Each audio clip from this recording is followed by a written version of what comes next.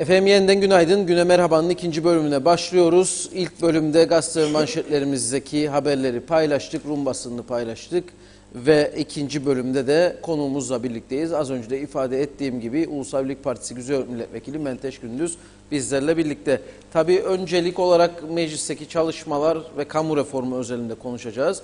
Ama tabii eski kaymakamımızdır aynı zamanda Menteş Gündüz. Son yaşanan olayları da bölgedeki konularda konuşmamız gerekiyor kuşkusuz. Günaydın diyelim. Günaydın, iyi günler sevgili Aytu.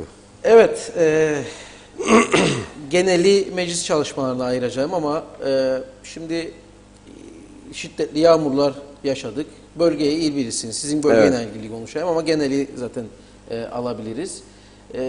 Bu yağmurlar ülkenin her bölgesinde başımızı belaya soktu.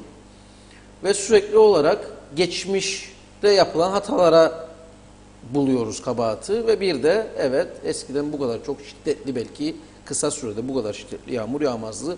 Bu da iklim değişikliğinin yarattığı bir sonuç diyoruz.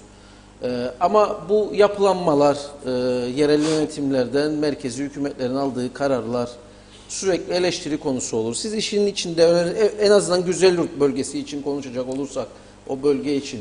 Yani biz çok hatalar yaptık görerek, bilerek ve bugün yaşarık bunları. Şimdi tabii ki az önce senin söylediğin şey çok önemli. Yani gerek Ciklos'ta, gerek geçen gün yine Girne, Dikmen, Çatalköy tarafında ve gerekse 2 gün önce Güzelyurt'ta yağan yağışlar yani normal mevsim normalleri dahilinde ama ciddi şekilde aşırı bir metrekareye düşen bir kilogram vardı. Evet. Dolayısıyla yani belki bu eskiden yağmış olsaydı daha çok eve su girebilirdi. Ama şu anda örneğin Güzelyurt için konuşuyorum. Yağmur suyu drenajlarının yapılması, belli başlı yerlerin temiz tutulması, dere yataklarının sürekli temizlenmesi ne rağmen işte bu aşırı yağıştan dolayı yani düşünün bir bardağa kovayla suyu döküyorsunuz. Dolayısıyla o hızla döktüğünüz zaman imkanı yok o bardağı dolduramıyorsunuz. Dolup taşıyor. Burada da belli başlı Hasan Elgaz sokağında ki o benim de annemin oturduğu evin arka şeydir. Oradan geçen bir ark vardır. O arkın zaman içerisinde projelendirip yapılırsa bu sorunların ortadan kalkacağına inanıyorum. Çünkü çok da fazla şey olmadı. Yani belli başlı yollarda çekmeden dolayı veyahut da taşıdığı taşların gidip giderleri tıkamasından dolayı bir takım sıkıntılar yaşanmış olabilir. Yani bu siz istediğiniz kadar temizleyin. Bugün duş alıyorsunuz. Duşunuz gayet güzel gidiyor. Belli zaman sonra yağlamadan dolayı tıkanıyor, çekmemeye başlıyor. Müdahaleyi yapıyorsunuz. Dolayısıyla doğanın getirmiş olduğu, o yağışlarla beraber getirmiş olduğu büyük kütleler, taşlar, çakıllar, kumlar temizlenmesi lazım onların. Temizlenmiş olmasına rağmen yine bir yerde tıkayabiliyor. Mesela ben Çatalköy'deki arkadaşlarla konuştum. Ya diyor yani ilk defa böyle bir şey oldu. O yağın aşırı dolu gidip giderleri tıkamış.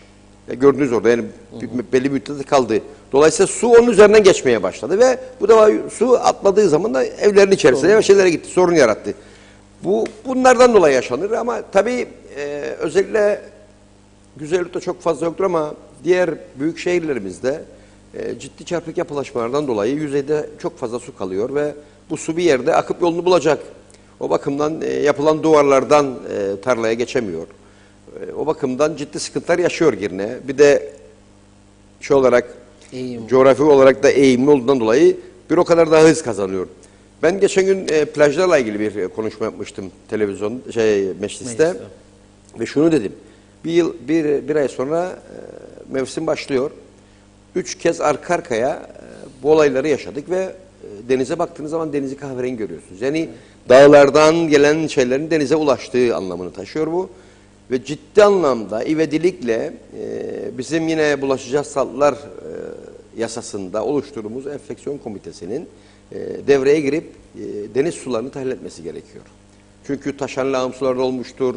Dağlardan taşlardan gelen kirli bilmediğin maddelerde olmuş olabilir. Dolayısıyla bir ay sonra bu insanlar denize girecek. İvedilikle plajların, denizlerin ölçümlerinin yapılması gerekir diye de buradan sizin vesilenizle söylemiş olalım. Evet. Çok önemli bir konudur. Çok tartıştığımız bir şey değil ama çok önemli gerçekten. Evet. Diğer konuda da yerel yönetimlerin biraz daha bu konulara ağırlık vermesi gerekiyor ama bir türlü 5195 sayılı belediye yasasını Getiremedik ki bizim komitededir. Onu biz reforma bağladık çünkü. Şimdi reform olmasa şimdi ortada dolaşan bir bronzo konusu var. O Elsen üzerinden şekilleniyor Yani bu ama her şu anda gündemde olan bir şeydir. Evet. Göreceğiz bakalım. Biz görüşmeye hazırız ama biz muhalefette olduğumuz için getiremiyoruz. Çünkü önerseniz bile mecliste, örneğin bize gelen yasalar geliş sırasına göre görüşülür. Tarihine göre görüşülür. İvedilik ve ivedi olmayanı ayırırsınız. Ancak komiteden birinin önermesi sonucu oylamada oy birliği veya oy çokluğu çıkarsa en alttaki yasayı alıp görüşebiliyorsunuz. Böyle bir imkanınız da var. Biz bunu 3 tane milletvekiliyiz önersek bile 4'e 3 olduğumuzdan dolayı yasaları getiremiyoruz. O yüzden bu acil getirilmesi gereken yasalar bile şu anda hükümetin elindedir diye düşünüyorum. Onun için muhalefete taşı topu atmasınlar. orada da biraz şey var. Gerçi hükümet şu milletvekillerini falan ağırladığımızda partili ya da partilere mensup milletvekillerin kendine göre bir öncelik sırası var. Kendi kendilerine de şikayet ettikleri bir sıkıntı var. Mesela atıyorum Halkın Partisi nereden bulduğun yasasını öncelik almak istiyor komitede. Cumhuriyetçi Türk Partisi askerlikle ilgili bir şeyi getiriyor falan. Yani böyle kendi işlerinde Sevgili de... Aytu, nereden bulduğun yasası? Şu anda siz bir suç işlediyseniz bakın çok basit bir örnek yaşadık. Bizim bir milletvekilinin dokunulmazlığı kaldırdılar. Evet. Ne oldu? Süreç oldu? başlayacak işte bilmiyorum. Ne oldu. Yani bir şey olacağı da ben yok şunu diye söylemeye düşünüyorum. çalışıyorum. Sizin eğer birinin suçlu olduğunu belgelere dayalı varsa kandelinizde işte basittir. Dokunulmazlığı kaldırırsınız. Ya da dokunulmazlığı yoksa yargı yoluna açarsınız gider. Siz yargı yoluna gittiğiniz zaman nereden buldun yasası mı önemli? Hayır. Sen zaten soruyorsun. Sen bunları aldın. Nasıl aldın? Yani yapmak niyetiniz varsa bu yasaya gerek yoktur. Yani şimdi Aytu Türkan ya da Menteş Gündüz Anks'ın altına 3 tane villa alırsa, 2 tane X5 çekerse bunun nereden geldiğini söylemek zorundadır. İlla bu yasaya gerek var mı yani? Soran bir mekanizma yoktur ama. Yani onun için yani bunlar şeydir. Kimse de sormuyor gidip aldığınızda nereden buldun bu arkadaş diye sormuyor. O onun eksikliği. Otomatik olarak ortaya çıkıyor. Aldığınız maaş belli, kazancınız belli, yaşam standartınız belli bu kadar sene. Bir anda değiştiği zaman ivme bunun nereden geldiğini görmeniz gerekiyor. Ha derseniz ki evet kardeşim benim babadan kalma 50 dönüm arazim var daha sattım aha parası bu. Eyvallah kabul ederim ama bunun bir şeyi yoksa illa ki o yasayı olması gerekmez. Anlatmaya çalıştığım yani yapmak isterseniz yaparsınız. Anladım. Siz şimdi bu kamu reformunu uzun zaman tartıştık. Hükümet olduğumuz dönemde de konuşmaya başladık. Bir nihayete erdiremedik.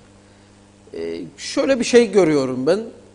Siz giriş yaptınız bronzo konusundan ama siyasi iradeyi ne Ulusal Birlik Partisi hükümeti geçmişte gösterdi, ne Demokrat Parti, ne Cumhuriyetçi Türk Partisi. Yani bu konu geldi komitelerde pişti, siyasi irade konusuna gelip takılıp kalıyor. Şimdi bugün en azından söylemlere yansıyan Sayın Başbakan ve işte Maliye Bakanı olsun, Dışişleri Bakanı olsun, biz bu yasayı, bu reformu geçireceğiz şeklinde. Ulusal Birlik Partisi şu an karşı içeriğinden dolayı. Evet. Ne değişti sizin yaptığınızdan bugünkü arasında da bugün fark nedir de karşı çıkarsınız? Şimdi bir önceki hafta Maliye Bakanı'nı konuk ettim burada. Ben de bir mesaj attım. Evet. Şimdi bu yasa Kamu İdari Sağlık Komitesi'nin önünde. Şu an itibariyle dedim ki ben, bu yasayı kimsenin görüşme etkisi yoktur. Bu yasa Kamu İdari Sağlık'tadır. Şu anda komitede ve komite karar verip de görüşecekse bunu görüşür. Az önce bahsettiğim sebeplerden dolayı biz görüşmek istesek, önersek bile azınlıkta kaldığımız için gündeme getiremiyoruz. Getirecek olan bellidir. 4 tane iktidar partinin milletvekilleri evet diyecek. Tarihine sırasına bakılmadan oy çokluğuyla gelecek oraya ki biz buna karşı değiliz. Ancak ben o günkü sizinle Maliye Bakanı'nın yaptığı programda işte biz çığırtkanlık yapıyormuşuz ki insanları emekliye sevk ediyoruz. Ben kürsüde sordum soruyu. Dedim ki siz kamu reformunda getirdiniz dediniz ki bir kişi bulunduğu derecenin bareminden emekli olacak. Yani 16'nın ikisindeyseniz 16'nın ikisinde emekli olacaksınız. Emeklilik yasasında diyor ki siz bulunduğunuz baremin topundan emekli olursunuz. Yani siz 16'nın ikisinde olsanız bile 16'nın 8'inde emekli olursunuz. Şimdi dedim hiçbir yasa bir diğer yasaya aykırı olmaz. Siz ileride emeklilik yasasında değiştirmeyi mi düşünüyorsunuz ki bunu getirdiniz? Benim söylediğim bu. Biz maaşları ödüyoruz zaten. Ben maaşları sormadım. Çünkü bu insanlar, az önce sen bir soru sordun, onun da cevabını vereyim sana burada. Hakları budamakla reform olmaz. Biz bu insanlara 74'ten bugüne kadar bütün hükümetler siyasi rant elde etsinler diye çift maaş verdik, peşin maaş verdik, 10 yıldan emekli ettik, 15 yıldan emekli ettik, 25 yıldan emekli ettik, şimdi 25 yıl artı yaştan istedik. Bir takım haklar verdi bu insanlara. Siz bu hakları budayarak reform yapacağınızı zannediyorsanız yanılıyorsunuz. Eğer böyle bir şey olursa zaten artık size inanacak hiçbir insan kalmaz. Ne devlete ne de hükümete. Niye? Bugün Aytuğ geldi bunu değiştirdi, hak verdi bize. Yarın Menteş geldi bunları değiştireceği için inanmıyoruz, inanmayın. Tamamdır yani bu haklar kalması lazım. Şimdi vermiş olduğunuz hakları, hayır iddia ediyorlar ki biz öyle bir değişiklik yapacağız. Öyle bir değişiklik yapacaksanız böyle bir öneri getirmeyeceksiniz. Çünkü çelişiyor diğer yasayla. Müşavir yapacaksınız o dediniz. zaman böyle üstüne... Müşavirliğin alasını yarattınız. 16'nın ikisine geldi adam emekli olacak ve yasa kendine verdi diye zamanında hak 16'nın 8'inde emekli olur. Emekli olur. Evet. Müthiş. Bunu da değişmeyecek. Hayır değişmeyecek. Bugün de değişmeyeceğiz Ben diyor. değişip değişmekten bahsetmiyorum. Hayır bugünkü hükümet de diyor ki size yok bizim böyle bir şeyimiz yoktur. Emeklilikle alakalıdır bu değil mi? Getirdiği kamu reformunda bunu talep ediyor bulunduğu yerde emekli olsun. Kabul ettik. bu kadar. İtirazımız yok. Ama emeklilik yasasında da 16'nın topu diyor. Nasıl olacak? O da değişecek. Tam işte onu sorduk biz de. Onu sorduk. Müşavir yaratılmayacak denildi. Ama diyorsunuz ki yani verilen haklar da almayla reform olunmaz. O zaman hiç reform yapamayız. Hayır. Şimdi Elsen bronz oradan çıkmadı mı? Elsen ne diyor? Uzanan elleri diyor keseriz. Evet. Haklarımıza. Doğru. Ben de Yani söyledim zaten bunu ben dışarıda size. şey olarak söylemiyorum. Bu sendikalar bu insanların bu haklarını savunacaklar. Yani yasal olarak verilmiş bu haklar. Ha, doğru mu? Yanlış mı? Bunun şeyini yapmıyorum. Ama o dönemde Yapalım, onun şeyini de yapalım. Yapılsın. Yani 16'nın ikisine geldiyse adam emeklilik yaşına neden 8'inde olsun arkadaş? Aytuğ ben de bekliyorum ki desin ki evet biz emeklilik yasasını değiştireceğiz. Desinler Hayır, onu yapsınlar. düşünüyorum. İşte buradan da o bronz işi geliyor. Ben de diyorum ki hiçbirinizde yoktur bu bronz Tamam işi. ya o yapanlar yapsın. Keşke yapılsa. Keşke Evet yapılsa. yani benim sorduğum soru oydu. Ama bize de deniyor ki işte yok siz kışkırtıyoruz insanlara emekli olsun. Ne alakası var? O zaman Yani insanlar, bu yasal değişiklik bunu doğurur. bu insanların bu hale gelmesine o dönemlerden bu dönemlere gelen insanlar sebep oldu. Yanlış politikalar sebep oldu. Şimdi çıkar çatışması gelince bu taraftasınız. Menfaat olunca o bir tarafa geçiyorsunuz. Böyle bir şey olmaz. Benim sorduğum soru buydu. Bir diğeri 44-2006 ucube yasası. 44-2006 nedir? Sanal kadrolar. Öyle bir söyleseniz biz bilirmişik gibi. Siz 44-2006. burada müdür muavinisiniz. Ben sizi üçlü karnemeyi aldım yukarıya. 5 sene sonra geldiniz geri kadronuz dolu. Evet. Sizin yerinize Menteş Gündüz geçti. Bulunduğunuz kadronun derecesinde başka dairelerde de yer bulamadık. Seni getirdik Menteş yanına monte ettik. Tamam mı yani bu işler? Alın size müşavir. Evet. Kadrom dolu olduğu için dönemiyoruz. Biz bunu kamu hizmetiyle görüşerek dedik ki bunlarla ilgili 17B ve 18A her bakanlığa 50'şer tane 17B, 50'şer tane 18A verelim. Görev yetki ve sorumlularını, teşkilat çamalarını çıkartalım. Aytuğ çıktığı zaman 17B'den mi çıktı? Hemen buraya girecek. Görev yetki ve sorumluları bellidir. Bu kanala gelecek. Bu kanalda çalışacak. Amiri de müdürdür. Hiç buradaki adamla muhatap değil.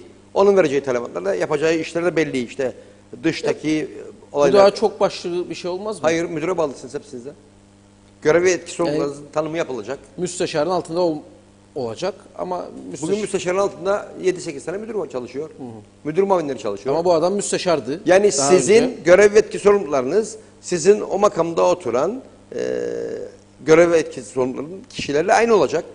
Onun görevi ona göre başka verilecek. Örneğin siz danışman olarak kullanılabilecek. Siz tecrübeli bir habercisiniz. Size işte örneğin Kıbrıs konusuyla ilgili haberler verilecek. Ona içteki ilgili haberler verilecek. Ve görev dağılımı yapılarak daha çok başarılı olacak. Hem de çalıştırmış olacak. Hem de çalıştırmış olacaksınız. Bu da yoktur şimdi. Bu da yoktur. Nedir? Bu müşavirlerle ilgili bir şey yoktur o zaman. Zaten müşavirlerle ilgili şey daha mahkemede biliyorsun. Yapılan değişiklik. Tabii. Dolayısıyla 3-4 kişi dışarıda kaldı galiba bundan dolayı değil mi? kesinlikle. Yahu ve 3 ayda insanlar gittiler bakanlıklara. Hiç yer gösterilemedi. Ne yapsın insanlar yani? Oturacak yer yok. O bakımdan yani bir işi yaparken işte eylemlerle söylemler birbirini tutmalıdır.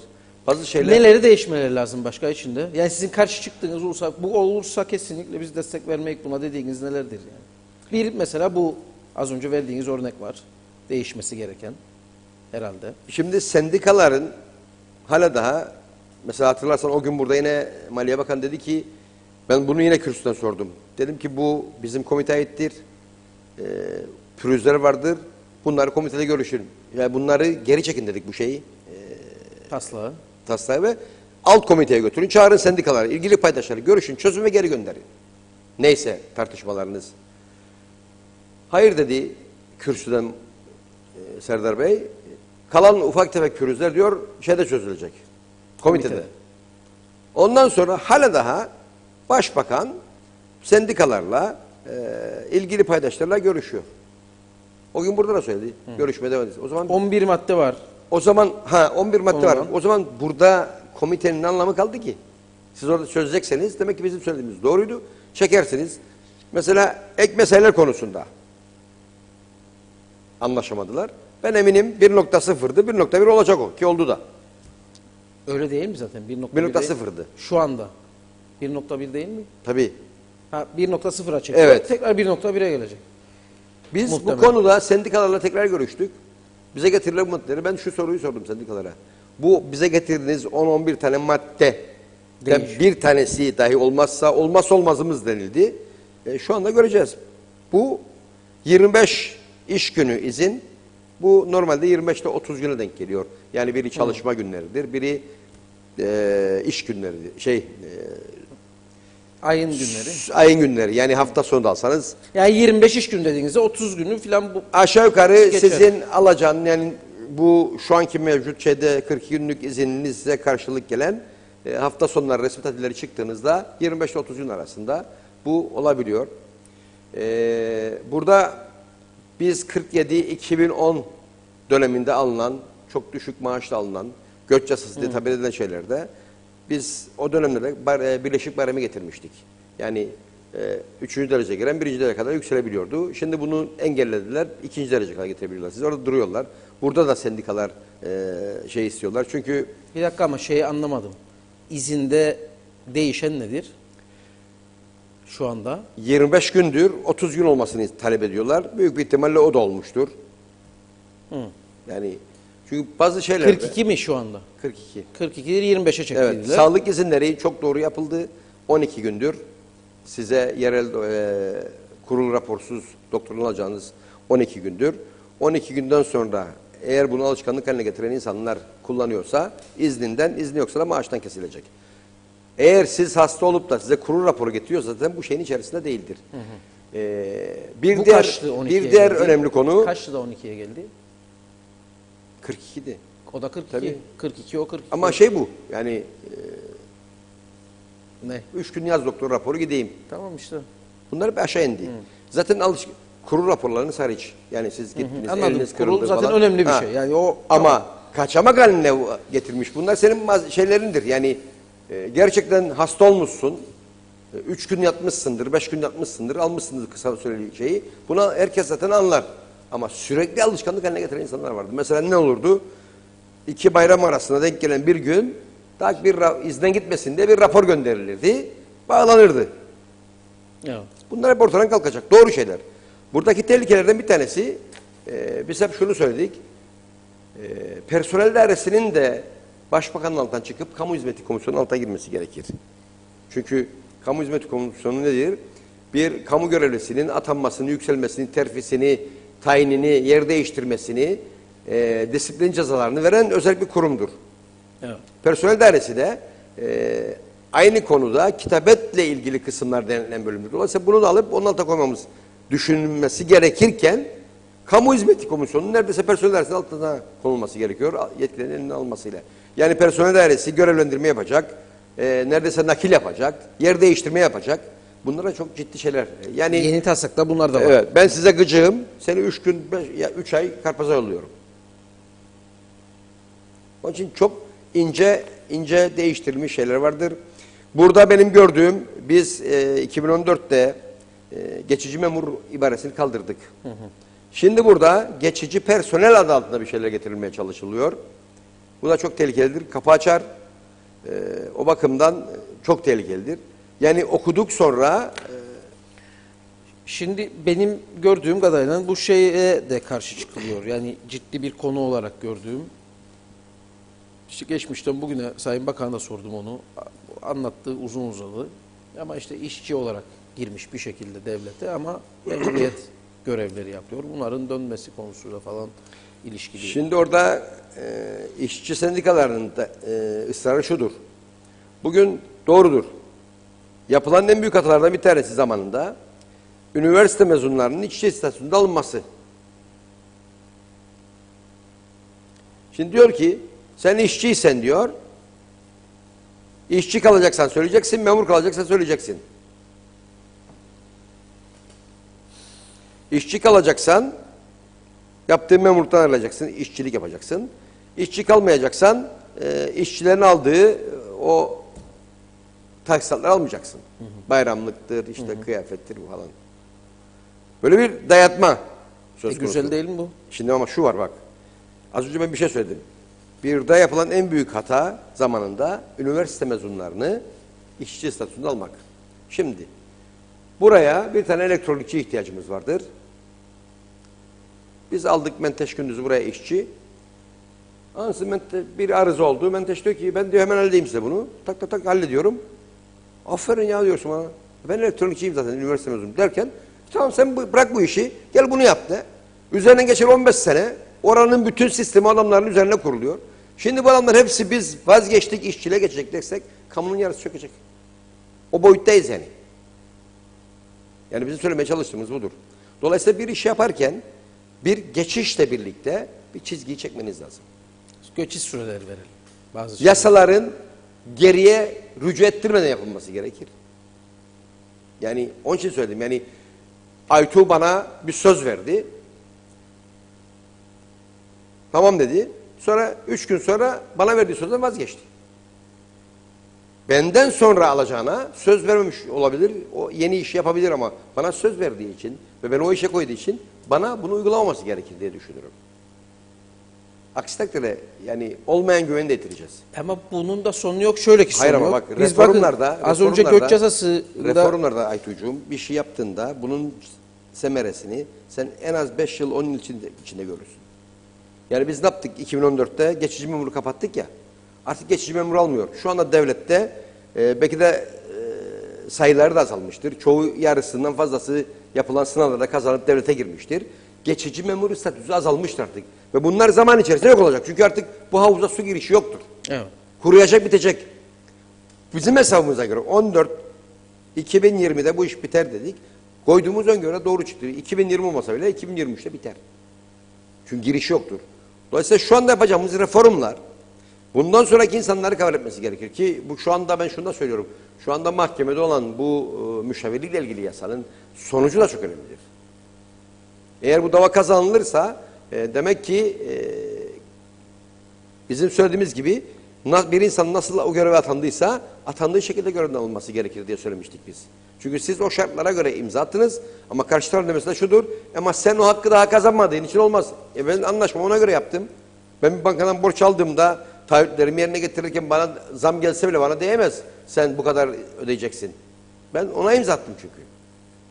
Ha benden sonraya borç alacak olanlar yeni şeye göre bilerek alacak. Tamam az önce onu söylüyordum. Biz yeni bir şeyi yapıyoruz. Mesela işte göç yasası diye tabir edilen yasa eskiyi kapsamadı değil mi? Yeni giren insanlar girdi bu yasaya tabi girdiler. Kapsatacaklar. Hayır bir örnek vermeye çalışıyorum. Şimdi kaç dersiniz ona kaç 44-2006 yok diğeri 47-2010 yani 47-2010. Şimdi ben biliyorum birey olarak 47-2010'dan istihdam ediliyorum. Evet. O haklara sahip bir şekilde giriyorum. Girdikten sonra diyorum ki benimle aynı işi Mehmet yapar o benden fazla yapar. Girerken bilin be arkadaş Şikayet ediyoruz şimdi biz bundan. Tamam işte şu anda yapacağımız Burada şeyler doğru yaptığınızda siz yapılacak. dediniz ya biz bildiğimiz halde bile sonra şikayet edip bir şeyler koparmaya çalışıyoruz. Şu anda- Onun için çok bir şey fark etmiyor. Şu anda yani bu değişiklik değişmeye. yapılacaksa yapılabilir. Yapılsın da. Ama ileriye dönük olacak bu.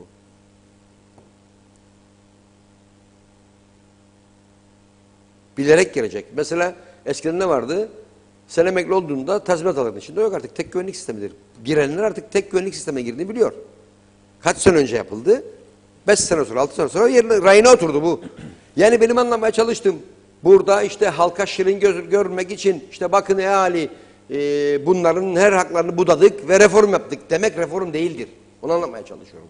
Tamam herkes çıkıp güzel sözler söylüyor. Reform sancılı olur mancılı ama reform zaten bu şartlarda kimin nasıl neyin budanacağını çok iyi biliyor. Yani verilmiş şartları budamakla reform yapılmaz. Ya da birilerine şirin görüneceksiniz diye. Birilerine şirin görünmüyorsunuz. Bunları yaparsanız tam aksine işte Ben- zaten bronzo var mı diye. Bu yapılabilir soruyoruz. bunlar tabii ya. Bunlar güzel şeylerdir. Ama belli başlı şeylerin yapılırken oturup bir yasanın az önce söylediğim gibi bir yasanın diğerine çelişmemesi. Aksi takdirde insanlarda şüphe uyandırır ve ciddi anlamda bir emeklilik furyası başladı şu anda. İnsanlar ülkende kalayım diyor. Ne olacağı belli değil artık bunlara güvenmiyorum.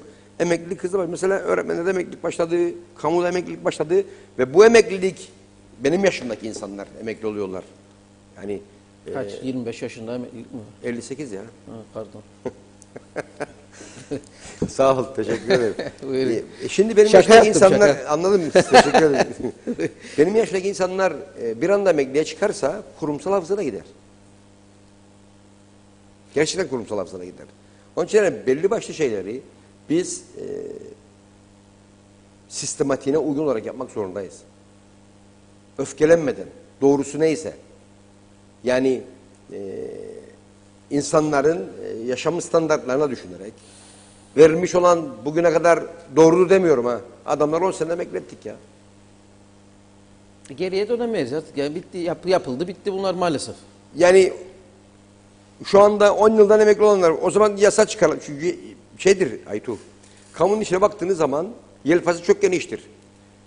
Geçici memur, Evet. memur, 2007 öncesi, 2007 sonrası, 47, 2010, 44, 2006, geçici işçi, geçici memur, geçici personel, sözleşmeli personel, inanılmaz bir yelpaze var.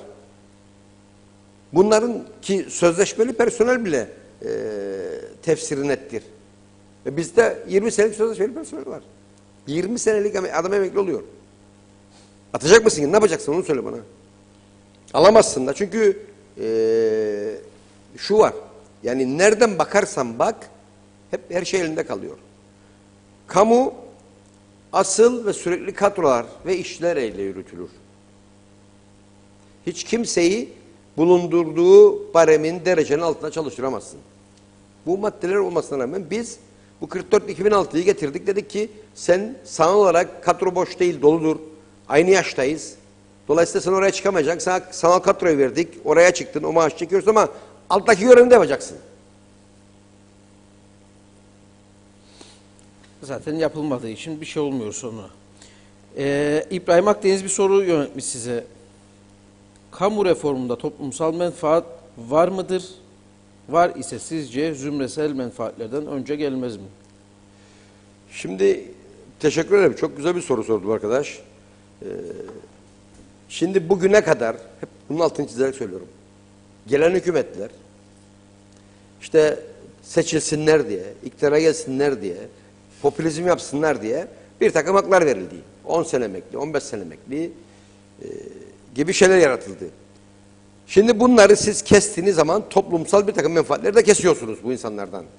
Ya da Zümresel değil mi o kesilenler? Memurdan kesiliyor. Toplumdan değil. ya, toplumun genelinin %50'de fazla olarak kamudur. Öyle mi? Yani neyse onu anlatma. Haklısın ya. Ben ona Yani 11-12 bin kamu çalışanı var. aşağı yukarı. Diğer türlü yapılması gereken kamu reformu doğrudur. Doğrudur ama ben hep şunu söylüyorum. Yani birilerinin haklarını budayarak işte birileri şunu yapıyor, bunu yapıyor deyip haklarını budayarak Bu taraftan bunları da aşağıya çekmek değil marifet. Marifet eğer bir yanlış varsa yargılamak, cezasını vermektir. Ki bugün toplumda en çok şey yapan o. Yapanın yanına mı kalacak? Kalmasın. Kalmasın, yargılayalım. İşte az önce konuşmamızın başta konuştuğumuz gibi ille nereden bulduğun yasası olması gerekmez. İnsanlar belli başlı insanları görüp de bunlara hesap sorulmadığı için bu şekilde fevran ediyor insanlar. Menteş Bey şöyle diyemez mi devleti idare edenler? Biz yıllardır seçim kaygısıyla bir sürü menfaat sağladık be arkadaşlar size. Deniz bitti artık. Onun için bu kadar zamandır zaten aldınız. Bu saatten sonra bu menfaatleri kaldırıyoruz. Düzenine sokuyoruz. Diyebiliriz tabii. Tamam. Diyebiliriz. Ama bak işte tam bu noktadayız Aytu. Bunu dedik. Dedi ki bundan sonra herkes bulunduğu baremden demek olacak. Eyvallah. İzinler 25 günde 30 gündür. Ek mesai 1.1'dir. Ya da 1.0'dır neyse. Kamu Hizmeti Komisyonu özelliktir. Atamaları yapacak, yer değiştirmeleri yapacak. Bütün bunları söyleyebilirsin. Üçlü kararname konusunda sen dışarıya açtın. Bir önemli konuda dur. Hı hı. Yani siz...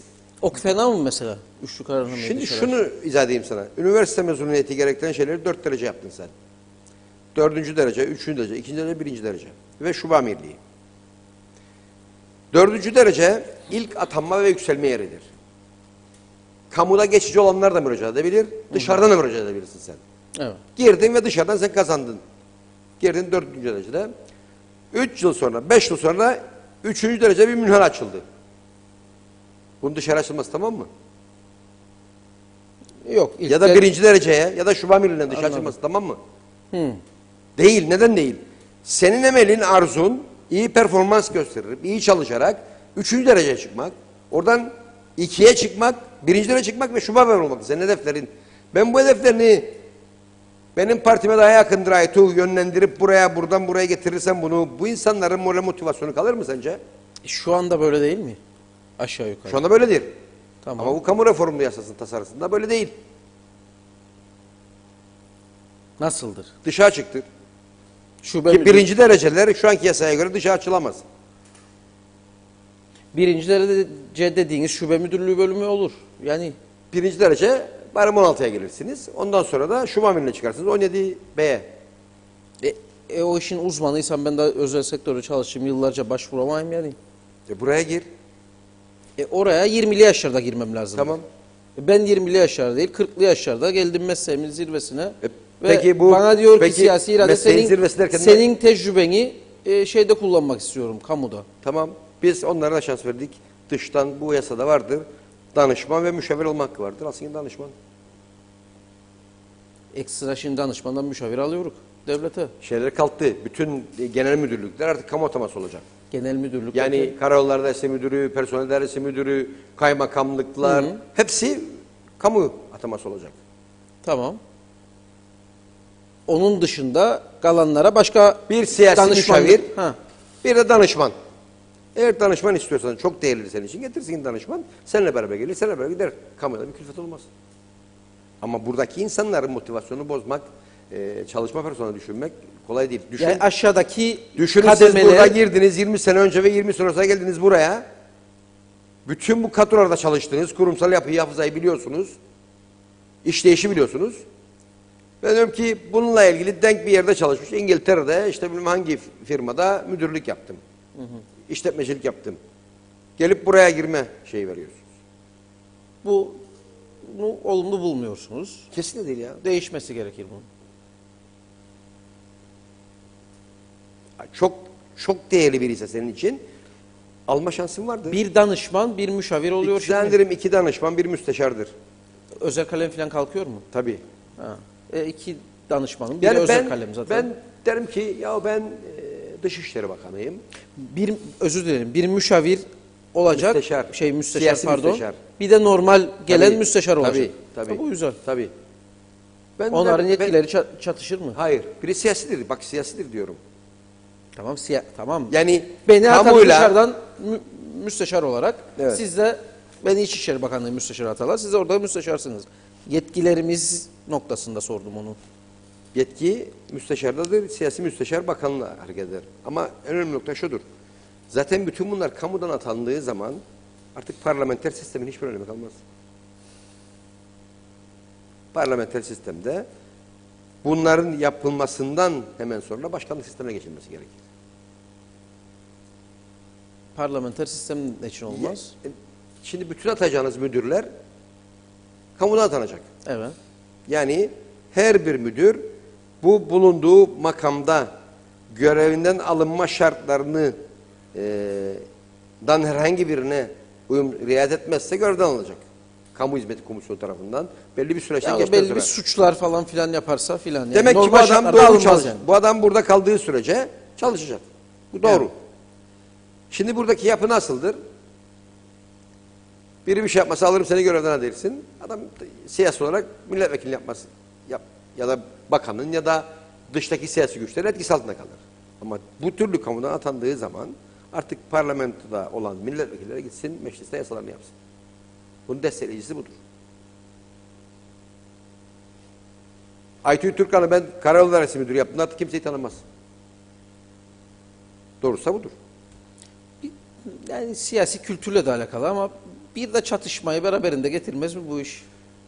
Yani çok küçük bir ülkeyiz işte. İşte o da var. İşte ben az önce onu söyledim Aytu. Yani siyasi kültürümüz olgunlaşmadı nerede bizim yaşadığımızı, ne şartlarda yaşadığımızı bilmemiz gerekir.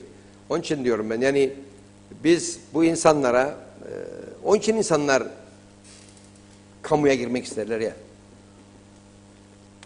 Halbuki biz özeli özendirsek ve özelin devletin şartlarını özelde de aynı standartla getirebilsek, yani özelde çalışan çok iyi konumda olan insanlar vardır. Çok yetenekli, bilgili insanlarımız vardır. Ara elemanımız kalmadı. Hiç ara eleman yok. Hepimiz üniversite mezunu olmak isterik. Üniversite sayıları arttık sonra artıyor. Herkes üniversite mezunu oluyor. Nasıl olacak bu iş? Olmuyor zaten. Olmuyor. Biz bunun için ne yaptık? Mesleki teknik lisede mezun olanların askerliğini 2 ay düşürdük, 3 ay düşürdük. Özendirelim diye. Ve şu anda senin evinde bir ufak bir elektrik arızası veya su tesisatı arızası olsun. Bulamazsın. Çünkü hepsi müteahhit olarak çalışıyor. Belli büyük işlerde çalışıyorlar. Adam bulamazsın. Evet doğru. Bunu yükledik şeye zaten. Esnaf Sanatkarlar Onun Odası için- yapıyor bu işi. Devlet yok orada hemen hemen. Onun için bu kamu reformunun yapılırken bir kuyumcu sarraflığı niteliğinde yapılması gerekir. Burada mobiliteyi artırmak önemliydi. O da vardı. Yani aynı kuruma ait aynı ilçede kurumun 2 dairesinden birinden bir mühendis alıp o birine götürmek bile zulümdür. Bu mevcut yasaya göre. Hı hı. Bu yasada onlar da verildi. Yani en azından artık rahat. Zaten kamuda Bizim- bir doygunluk var Bizim sayısı sıkıntımız olarak. şudur. Yani bugün direkt hükümete, direkt vekillere basıp geçiyorlar. Peki düz bir vatandaş olarak daireye gittiğinde işleri olmadığında bana göre öncelikle oradaki amirin sorgulanması gerekmez mi? Bazı dairelerde bakıyorsunuz takır takır çalışıyorlar. Hiçbir şekilde kaytaramaz. Geçenlerde bir tane arkadaşı Kamu Hizmeti Komisyonu görevine son verdi. Buldular bir tane gariban. İşte bak abi biz attık işten. Ne için yapmışlar? Bilmiyorum öğreneceğiz. Vardır bir sebebi. Durduk Yani- yere yatılır mı işte? Eğer işe gitmemekse, geç gitmekse ben sana milyonlarca sayayım. Bırak işe geç gitmeyi. Hiç işe gitmeyenler sayayım ben size. İşte şimdi biri doğru yaparsa işinde diğerleri doğru yapmaz. Hayır, doğru şimdi yapanı ben- suçlayalım şimdi. Bunu yaptın. Ben itiraz etmiyorum. Ama bunun arkasına gelmesi lazım. Kim Geçsin. yapacak bunu? İşte atanan amirler neyse Göreceğiz. doğrusu. Takip edeceğiz. Doğrusunu yapanı takdir etmek lazım. günün Kesinlikle. sonunda. Kesinlikle. Ha şimdi bunu attın. Adam arkası gelecek işte bizim dairede var diyecekler sana. O zaman ne yapacaksın?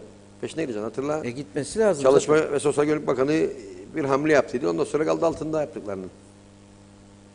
Acemiliğine de biraz geldi. Yani onun. onun için bazı şeyleri söylerken, ağzınızdan çıkarken kulağınızın duyması lazım.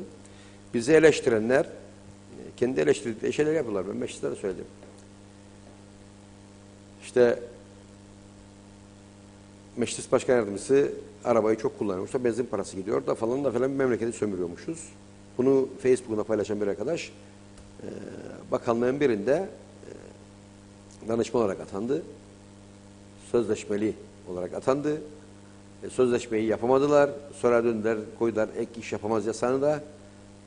Sonra bir takım şeyler ve bizi eleştiren adamlar 6.000'e yakın maaşla orada iş yapmaya çalışıyorlar.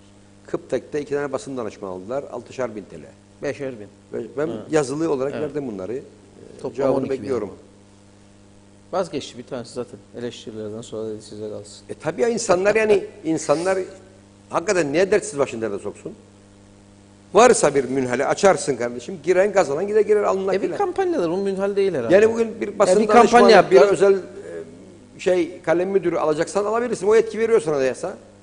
Dışarıdansa seninle beraber gidecek. İçeridense de geldiği yere gidecek. Bu şeyin vardır geçirdiğiniz yasayla.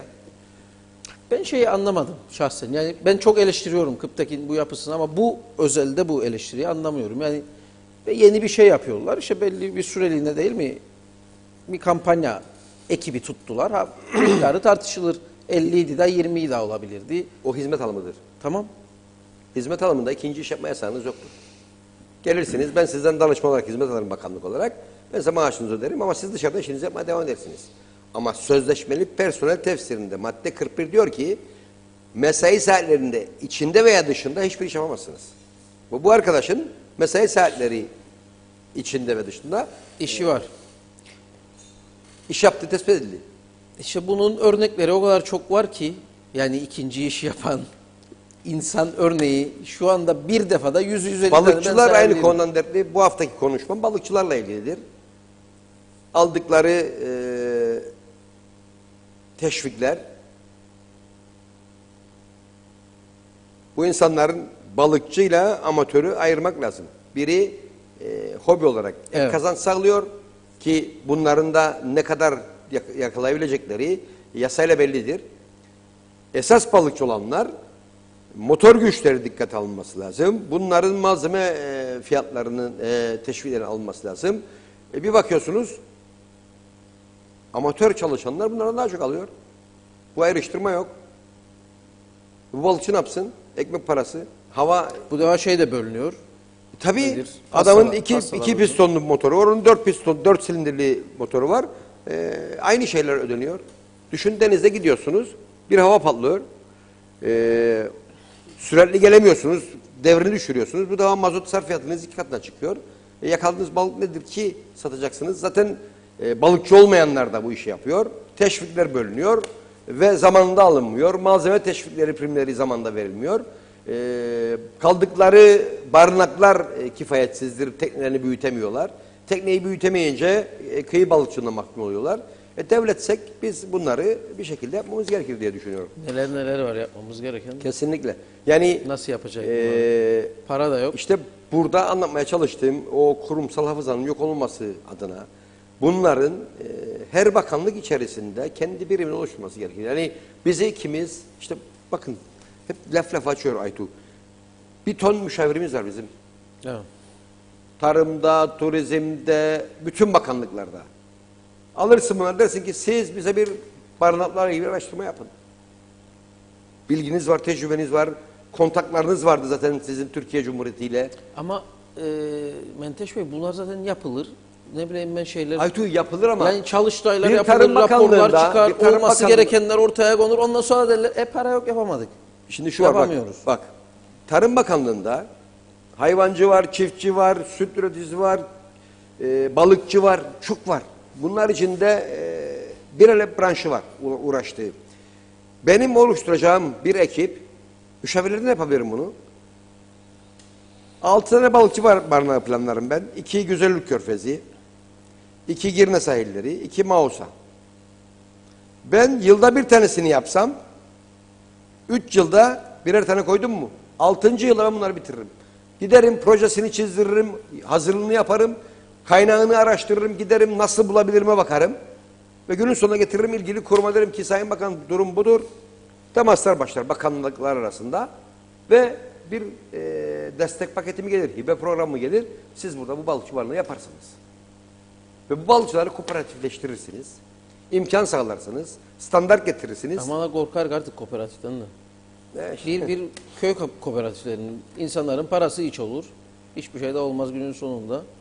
Ondan da korkar olduk. Kooperatifleşme derdik eskiden. Ondan da korkardık. Çünkü birinin denetimi yok. Hiçbir şey yok. İşte ben yani bugün yasalar bile öyledir.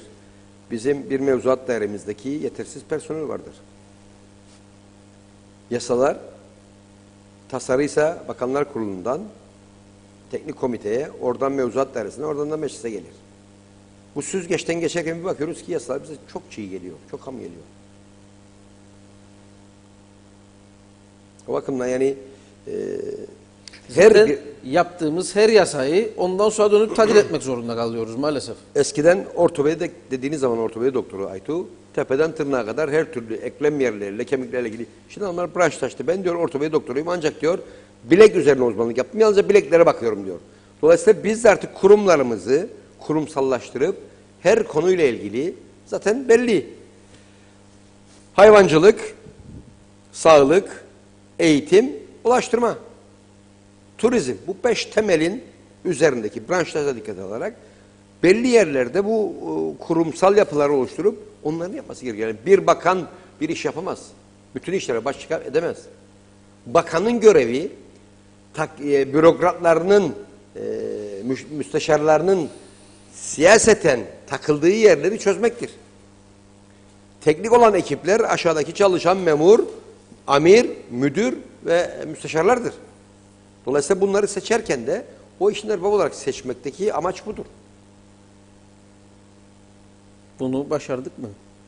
Bunu biz çoğu zaman adama göre başardık.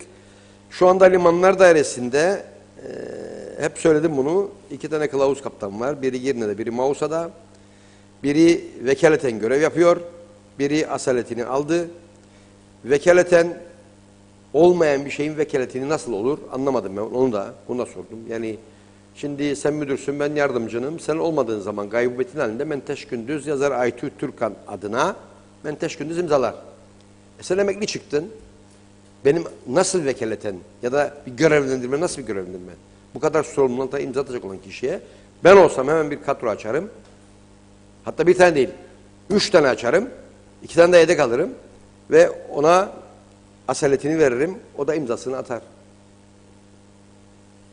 O kadar çok ihtiyaç 24 var saat ki. çalışıyor adamlar. Ben teşkilat şemasını ve taslağı hazırlayıp gönderdim. Bundan 1,5 ay önce bakanlığa. Teknik komitede görüşülüp daha geldi. Biz bunu müdürlük yapmayı düşünüyoruz. Port otoriteyi kuracağız. Onu kurana kadar kim kuracak bunu? Kim çalışıyor bunun üzerinde? Adam yok. Bunun üzerinde çalışacak teknik adam da kalmadı. Kaptan da kalmadı onun içinde. Kim çalışacak? Ne zaman gelecek? 24 saat nasıl çalışır Aytu Türkan burada? 24 saat kimse çalışamaz. Nasıl olacak bu iş? Çalışıyorlar. O bakımdan bir şeyleri yaparken doğru yapmak lazım. Biz hala daha birilerine bir şeyler vermek uğraşı içerisindeyiz.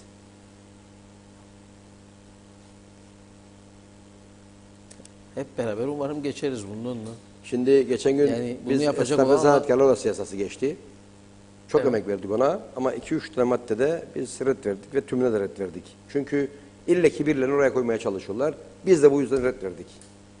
Güzel bir şey gördüğüm kadarıyla yasa. Nasıl? Değil mi? Yani işte bir takım denetim hakkı Onları veriyor. geç. Artık çıkıyor esnafın Nereden sayısı. bahsediyorsun?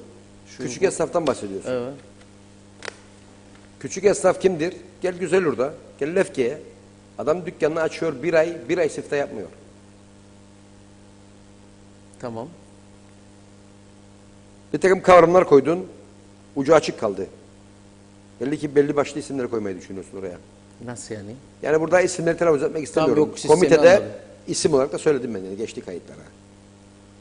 Aidatlar konusunda işte düşürülsün dedik. Kaç paradır ki? Asgari ücretin ilk kayıt %5, sonra %15 aidatlar. Asgari ücretin Her ay. %15'i Yıllık. Yıllık. Ama yılda 2 defa da asgari ücret artıyor. Cezalar konusunda 3 aylık hapis veya 5 asgari ücretli. Ya yıllık %15 Allah Belki aşkına yani Doğru 450 TL'dir. bir yıl boyunca. Evet. Buna itiraz edecek.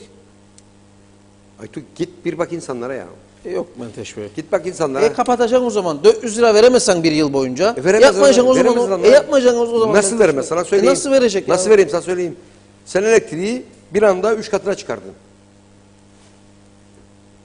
Herkes çekiyor. Tamam bunu. işte yani anlatmaya çalıştım budur. Ama yaptığın mesleğin karşılığında meslek odasına bir yıl boyunca 400 TL veremeyeceksen yapma o işi. Biz Ya Allah aşkına. aidatların düzenlenmesini, cezaların kalkmasını ki hapislik kaldırdık. Çünkü cezayı kaldır, vermemeye devam etsin. Hayır. Nasıl? Hayır. Zaten üyeliğiyle veriyorlar. O zaman nedir sorun? Aşağı çekilse %10'a çekildi. Tamam. Belli başlı bir yer vardır. Orada birileri sınırsız parayı kullanma arzusunda içindedir. Dolayısıyla O başka bir şey. Tamam onu tartışalım ama bana 400 lira veremez derseniz bir esnaf aidatı veriyorlar. yapmasın Allah aşkına. Hayır bu şey. biz vermesin demedik. Biz dedik bunu eski yasada olduğu gibi ilk kayıt ücreti %3 olsun dedik. Az şeyi de %10 olsun dedik. Zaten bunu veriyorlar. Neyse. Ama bu belli ki birilerini bir yerlere getirmeye çalışıyorlar. O bakımdan bu konuda red verildi. Bakalım. 51.95 Genel kurula geliyor değil mi? Konu. Geliyor. 51.95 belediye yasası bekliyoruz. Kamu reformunu bekliyoruz. Hal yasası var.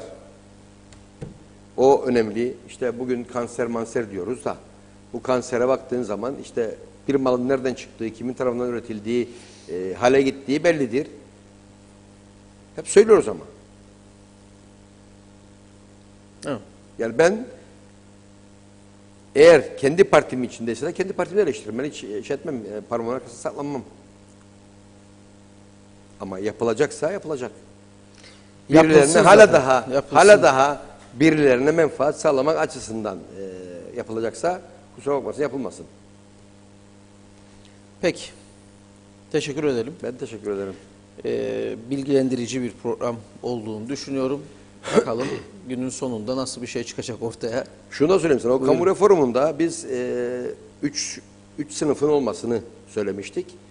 2 sınıf getirildi. En sonunda itiraf ettiler ki doğrudur. Gözümüzden kaçtı. 3 sınıf olması lazım. Özel mesleklerle ilgili de. Ona telaffuz ettiler. Biz bunu zaten baştan söylüyorduk. Yani al da git değil işte. Oturacaksınız, bakacaksınız ve bazı şeylere dikkat alacaksınız. Evet. Alınması gereken daha Sen de konular söyledin var. yani ufacık bir memlekette yaşıyoruz. Dolayısıyla bütün hepsinin bunların dikkat almamız şarttır. Evet. Teşekkür ederiz. Ben Teş Gündüz. Kolay gelsin. Ben teşekkür Tekrar ederim. görüşmek üzere diyelim. Bugün genelde kamu reformunun içeriğini konuşmaya çalıştık. Belli ki bu konuyla ilgili siyaset daha kendi içerisinde tartışacak ve bakalım ortaya ne çıkacak hep birlikte göreceğiz. Bugün Cuma değil mi? Bugünü nokta alıyoruz ama öğlen her Cuma olduğu gibi detay programında genel yayın yönetmenimiz Reşat Akar'la birlikte ülke gündemini değerlendireceğiz saat 14'te. Şimdiden anımsatmamızı yapalım efendim ve bugünü noktalayalım. Görüşmek üzere. Herkese iyi günler.